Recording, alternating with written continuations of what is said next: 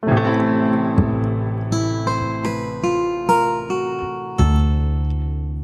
2017. Welcome back to the Religious Studies Project. My name's Christopher Cotter. I'm David Robertson. And I'm Tommy Coleman. What? What's this? What's this, Tommy? You're here. Hello. I am in Edinburgh right now. And it's been a long time coming, but this is the first time there's been three of us presenting for a number of years, I think. Absolutely. And we're delighted to be back. We're delighted to be here in association with the BASR, NAASR, and IAHR. And what interview have we got coming up today, Tommy? An interview by Brianne Fallon, interviewing Dr. Elisha McIntyre on comedy, comedians, and church, the interplay between religion and humor. Take it away, Brianne. Religion and humour are perhaps not two concepts one often considers together. Beyond the irony of the Church of the Flying Spaghetti Monster, the Tony Award-winning musical The Book of Mormon, or the use of a funny meme or two in my classroom, I know it's not something I've particularly considered thoroughly. However, the interplay between religion and humour comes in many forms. Comedy films, stand-up comedy, musicals, satire, and kitsch products are just a few platforms in which religion and humour come together. To discuss the interplay between these two concepts, I have with me today Dr. Elisha McIntyre. Elisha holds a PhD in Studies in Religion from the University of Sydney. Her research interests come under the broad umbrellas of religion and popular culture and new religious movements. She has published articles on Hillsong Church, religious kitsch, and Christian and Mormon film. She has lectured and tutored for the Department of Studies in Religion and US Studies Centre at the University of Sydney. Her recent research focuses on religion and humour as expressed in popular religious entertainment and material culture. Currently, she is focusing her research on the Church of Jesus Christ of Latter-day Saints, or the Mormons, and is working on a book about religious humour for Bloomsbury Publishing. Thanks very much for joining us today. You're very, very welcome. So, how did you get into religion and humour? It's not something that we come across all too often in the field, and I was just wondering if you had a particular story about how you got into it. I do. It's actually because I have collected religious kitsch for years and years and years and years. And when I was trying to come up with my project for honours in 2008, I had this piece in my collection that was a cartoon kind of depiction of the Old Testament and the New Testament. And I was literally sitting there staring at it, and I thought, why are these jokes so unfunny? And I just thought, is there a religious reason for it? Because they were just terrible, you know, like puns and that kind of really heavy-handed sort of thing. And in particular in the New Testament one, there's like a joke in every one of the cartoon cells, with the exception of the crucifixion. And I thought, well, I suppose there's probably obviously a reason for that, in which case that's like the line in which that's, you know, the no-go area. So I just thought, you know what, that'd probably make a really good honours project. And I was hooked. Okay, so obviously you've taken it a lot further from there. What are the main sort of areas you've been looking into, particularly in religion and humour? So I guess what I'll say first is that a lot of people kind of go, oh, do you mean South Park? And I kind of have to say, no, I don't. That's a particular, and a lot of the work that has been done on this sort of stuff is about religion in mainstream secular comedy like South Park, that sort of thing. What I'm interested in is religious people making fun of themselves for, you know, an audience made up of themselves, sort of very insular, internal kind of stuff that does occasionally cross over, but not very often. So I've been looking at, just because my interest tended towards evangelicals and Mormons, and they are also the groups that produce the most kind of, we're talking kind of popular culture, media, entertainment sort of stuff. So film, television, stand-up comedy is really huge, especially amongst evangelicals. Cartoons, anything really that is sort of made in the. I mean, I focus on the last sort of 10. Well, let me date it now. Since, let's say, the 21st century, roughly, with a few kind of few ones in the 90s kind of getting in there. But so that's sort of where I'm at a more kind of religion and pop culture sort of place. But in order to, because nothing has really been done on that really, I then had to use a lot of humour studies stuff. So I ended up going on this sort of roundabout path, going through a lot of humour studies stuff, which I actually found very helpful and interesting as well. So it's a very multidisciplinary sort of place to be, I guess. Yeah, sure. So you mentioned the Church of the Latter-day Saints and they having a particular sort of burst of their own comedic material and you looking specifically at that. Did you want to just run us through some examples and why they have a burst of their own comedic material? Sure. So the thing is, like, the Utah church has always had a really strong relationship with performing arts. So they don't have that sort of Puritan kind of thing. So they've always loved theatre and drama, and they've had a really strong kind of relationship with film. And so, for example, Brigham Young University is really like strong film school there. And so out of that, kind of the story starts in 2000 with a guy called Richard Dutcher. And he made a film called God's Army, which was like this kind of gritty, independent film about these two Mormon missionaries. And it was like crazy successful within the world of Utah Mormonism. Anyway, and it sort of sparked this idea that Mormons could have a legitimate kind of film industry, if you will, that wasn't just sort of religious films made by the church and or sort of sappy kind of feel-good family movies. So there was a comedian called John Moyer who got together with another kind of BYU grad dude called Kurt Hale, and between the two of them, John Moyer had written this script for a film called The Singles Ward. And Kurt Hale had set up a film kind of studio called Hailstorm Entertainment. And after this kind of boom of, positivity about Mormon film after God's Army, they made The Singles Ward. And The Singles Ward was the first kind of comedy. So it was a rom-com, and it was based on John Moyer's actual life. So John Moyer is a stand-up comedian, and he was married, got divorced, and left the church, and then came back to the church, and he's out of the church now. But he basically wrote this comedy based on what it's like to be a Mormon single person going through the singles ward, which is in itself a huge source of kind of jokes in Mormon culture.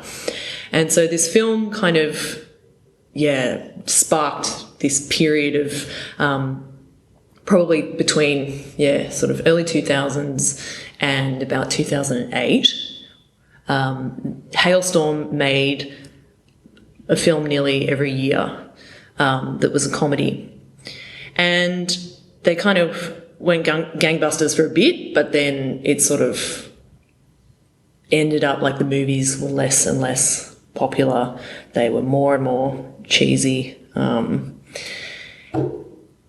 there's sort of, I don't know, I guess I have a few ideas about why that kind of petered out, but I'd say mostly because it was a high kind of saturation. A lot of the films had the same actors in them. They had the same kind of jokes. They were very, very insular. So a lot of this Mormon comedy is very specific to Utah. It's very specific to the church. So many in-jokes, to the point where if I have, friends who say, oh, let me see one of these Mormon films, I'll say, well, you can't just watch it if you don't know anything about the church, because the level of humour is so in-jokey that it just doesn't really make any sense. And so I think that was part of why it was so great, but part of why it failed as well, because, here were all these Mormons getting really excited that they had these movies and these comedy films that were fun and family friendly, that were, joking about their own lives, their own interests, their own experiences. But they could never be that successful, because if you're not living in, Provo in Utah, going to a singles ward, there's only so far it's going to go. So do you think that the way religion and humour interacts it's mostly for people in their own communities to make fun of themselves? Are there any sort of examples you can think of where a community has made something to be put out beyond their own community?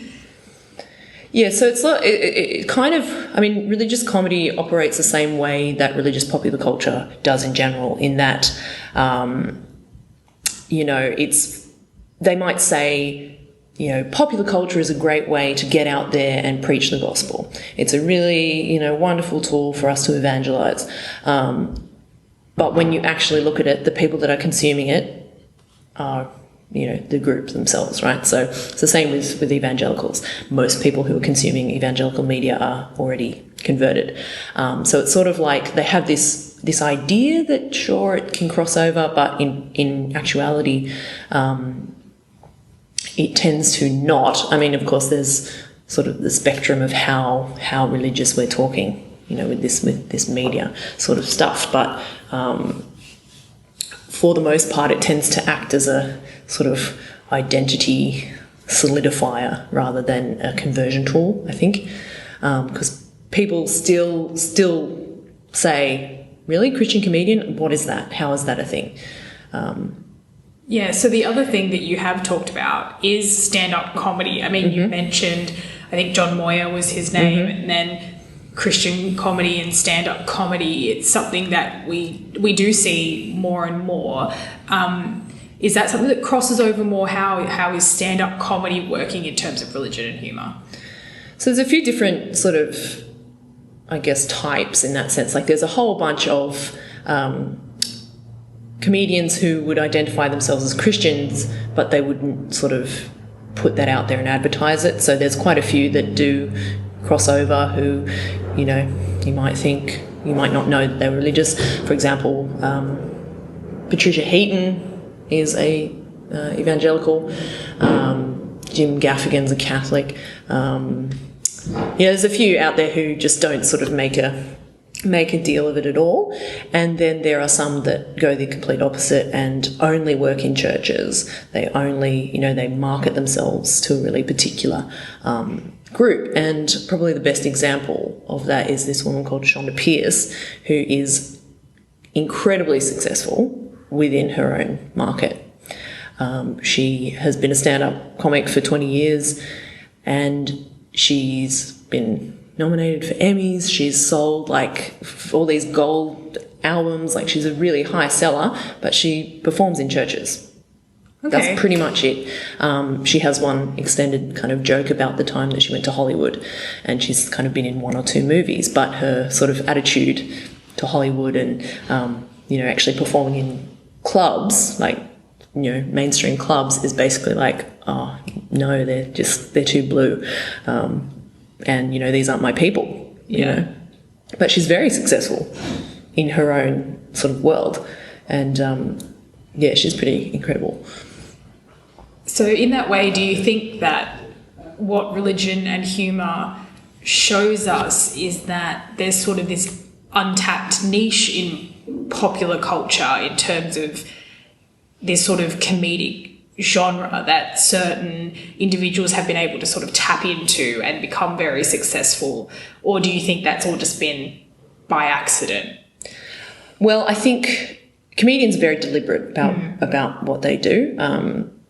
I did a lot of field work with Christian and Mormon stand-ups, and they think about it very carefully, as all comics do, but they have this extra level of thinking about their relation with their religion, right, and their audience's religion, which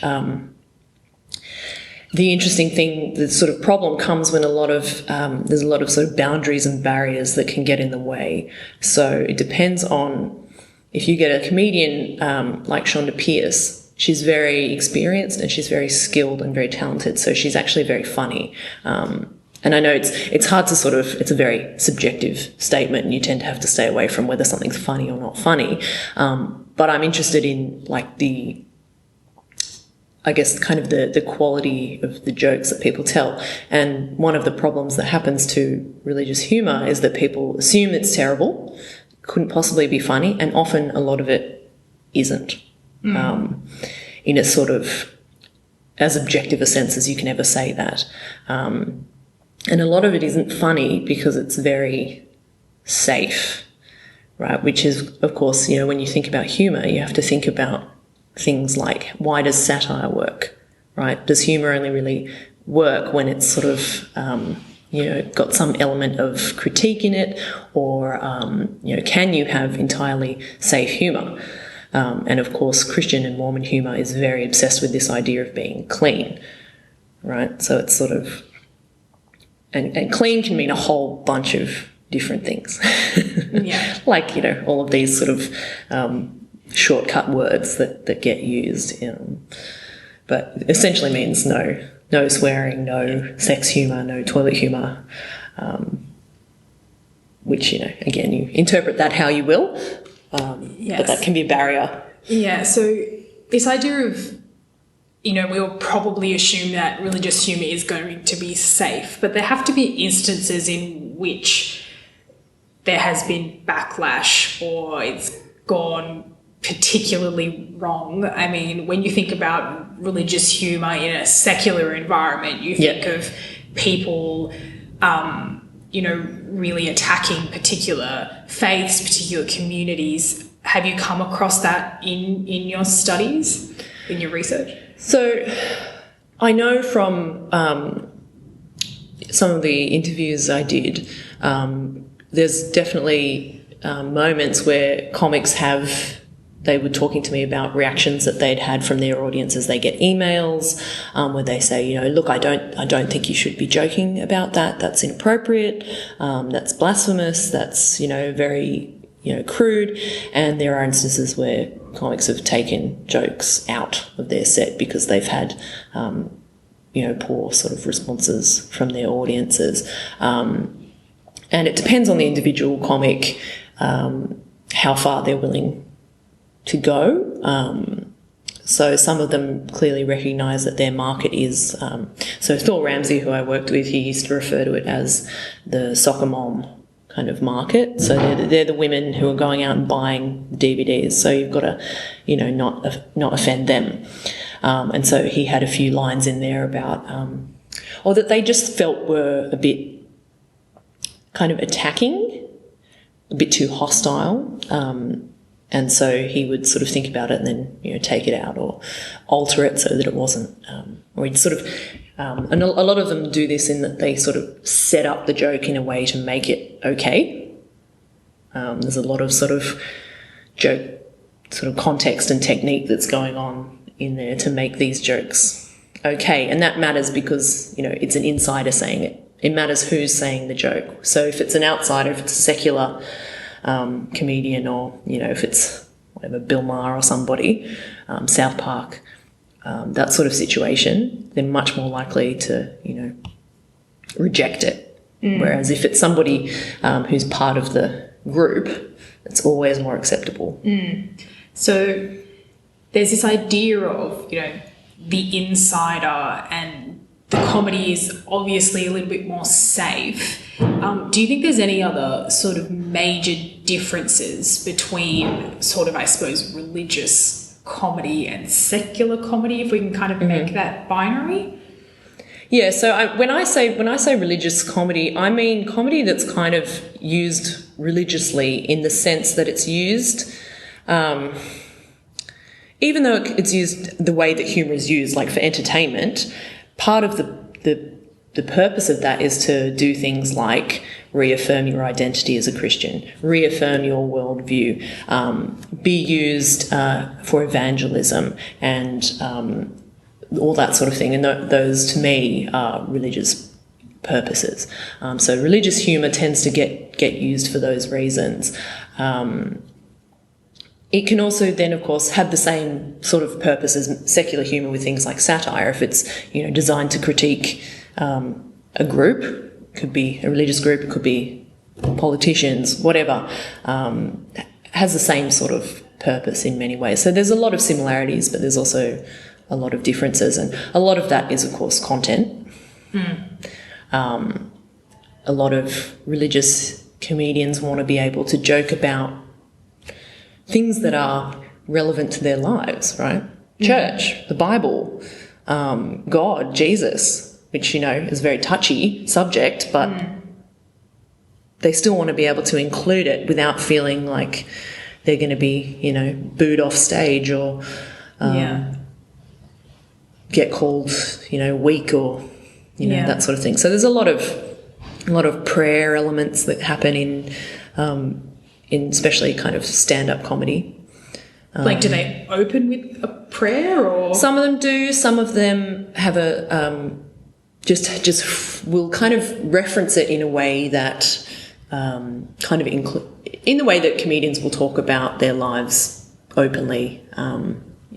They will refer to all sorts of things. Shonda Pierce especially, she's very kind of worshipful in her style. Some comedians have a very they're almost like have a preacher sort of style. Brad Stein is a evangelical who has a very he has quite an aggressive sort of stage presence, but he sees himself as a sort of comedian come preacher sort of situation.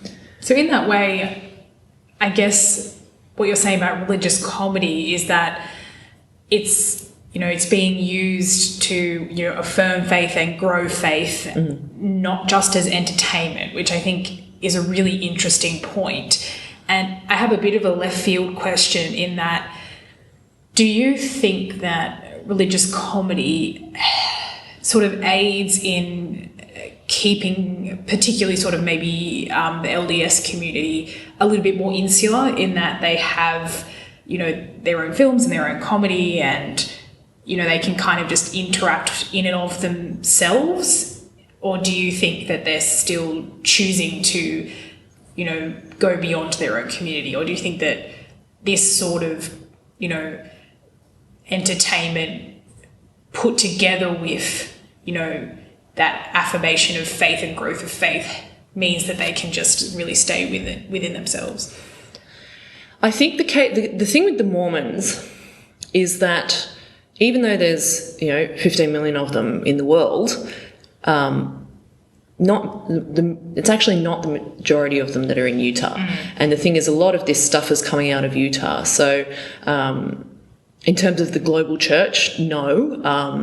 And also there's not enough of it really to have them consume exclusively. And that just doesn't happen with most religious media anyway. They're not, unless you're particularly fundamentalist, you don't tend to only consume Mormon film. You would, especially in America, you are just consuming entertainment generally. You are probably more selective about what you're choosing. So Mormons are very particular about things like, avoiding R-rated movies and watching, wholesome entertainment and all that kind of thing. And all of those sort of taste decisions play into their choices about humour and comedy. And just because, practically speaking, the selection is so small, I guess that is sort of one area of life in which, you can sort of enjoy a small section of film that is about you and your people, but you're also going to go to the movies like anyone else. Yeah, that makes sense. I think we'll probably just finish up there. Did you have any final points about religion and humour that you wanted to share with us? Not especially, but I think it's an under kind of looked at phenomenon. a lot of people are still surprised that it's a thing, but it operates the same way that mainstream humour does in many ways, but it's also got its own unique sort of set of kind of things going on. So if you're interested in, religion and popular culture, it's a really great, I guess, window into that sort of thing. Yeah. Great. Well, thanks so much for joining us today, and I think we should all go and check out some Mormon film to have a look at some of that way that humour is. You might need a translator. Yes, we'll see if we get those jokes. But thanks again for joining us. No problem. Well, listeners, that was a wonderful interview, and we've just been sitting listening to it, thinking of all of the offensive jokes that we can, but none of them are safe for a broadcast and would probably lose us jobs that we don't have.